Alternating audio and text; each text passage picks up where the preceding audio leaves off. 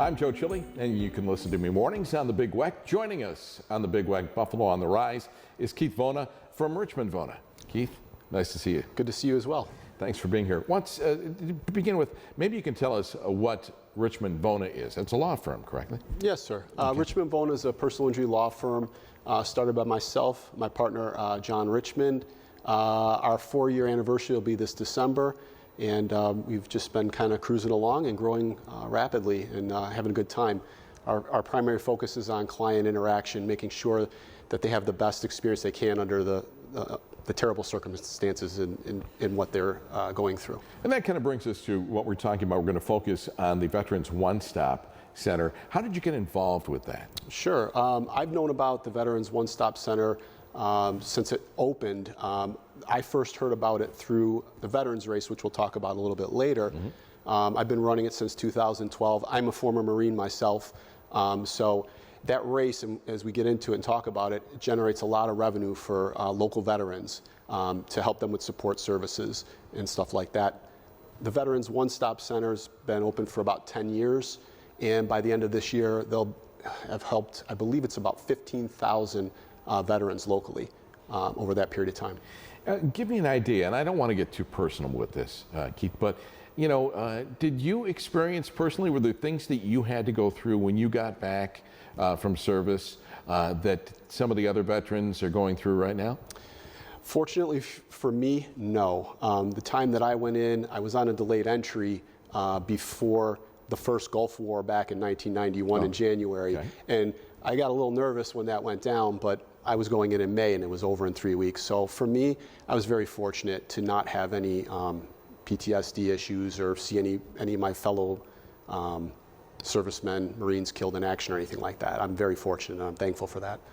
In the time that you've been working with this, you know, with the Veterans One-Stop Center, what kind of issues are they dealing with, and how, it's got to be very difficult not only to deal with the issues, but to get people, veterans specifically, to admit that they have issues. Yeah, I think they specialize in that, in recognizing and encouraging veterans to seek out help.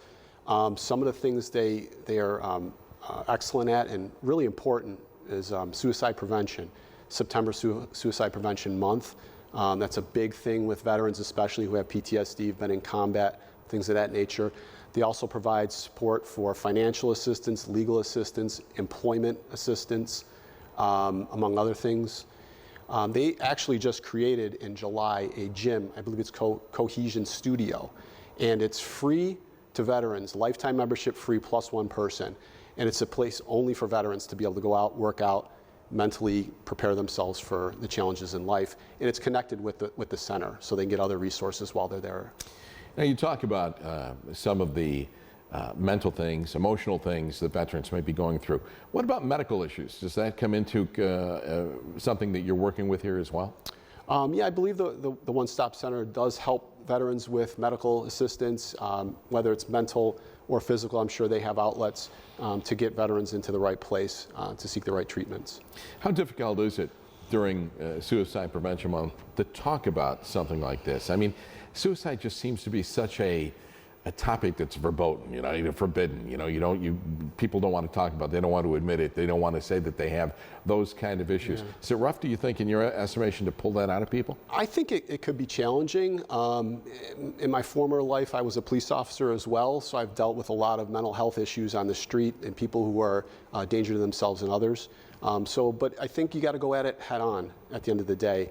And if you can't, maybe try to find an approach with the particular veteran or person you're talking to in a different angle to get it out of them, and just be compassionate about it and be willing to help.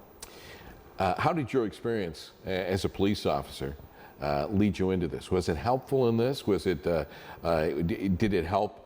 Was it a foray to kind of get into this, I guess, you know, coming from being a veteran to being a police officer, then to being an attorney, but to getting into this whole veterans episode? Sure. I mean, the whole track of my life has all been service-oriented, as you can tell, service to others. Still to this day, as an owner in the law firm, my service is to other people who are injured.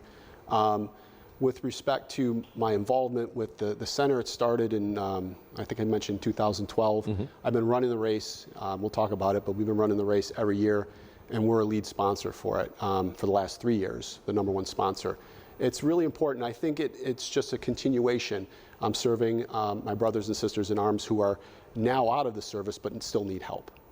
And how do you get individuals to come to the one-stop center? Is it a referral? Is it something like, shows like this where we're talking about it and people are getting interest that way? How do you generate individuals to come in and get this service? Yeah, it's a combination. It is. This show is going to be tremendous for moving this forward and making it more known to veterans who are out there. Definitely referrals. If I ever talk to veterans that are clients, or even if they're not clients and they maybe need some help, I refer them over to the center because it's just a great vehicle for them. It's a nonprofit. All the money that goes into the center goes directly towards veterans and helping them. And this veterans race that's coming up in November, is that a major fundraising effort for this? It is, and that's also another conduit for veterans to get acquainted with the Veteran One Stop Center because they'll be down there as well with volunteers. They're part of it. It's down at the Naval Park. It's just a tremendous event, I think. And there's a 5K, there's a 10K. You can even walk if you want to, if you're not a runner. All the money that's raised through this race, it is a big supporter of the center because outside of what it costs to run the race, every single penny goes directly to the One Stop Center for the veterans. And the date for the race? It's November 4th. It's pretty early in the morning. I want to say it's about 8 or 9 o'clock. That's really not that early, but 8 or 9 o'clock in the morning. And there's a great after party, completely free at Southern Tier. They're a great sponsor as well. There's breakfast, beers. It's great. It's just a great event. That's great. By the time you wake up, the race is done. So you can race half asleep. I'm only kidding. Thank you very much, Keith. We really appreciate it. Keith Vona from Richmond Vona. For more information and answers to your questions, contact Richmond Vona by calling 716-300-5885 or go to richmondvona.com. For veterans information for the Veterans One Stop Center, call 716-898-0110. Sponsorship and promotional consideration for the preceding segment was provided by the following. Thanks for watching this edition of The Big Weck Presents Buffalo on the Rise. For information on this and other shows, go to our website, bigweck.com, and find out how you can participate on the program if you're a hometown business. I'm Joe Chille. Thanks for watching and listening to The Big Weck, Buffalo's oldie station.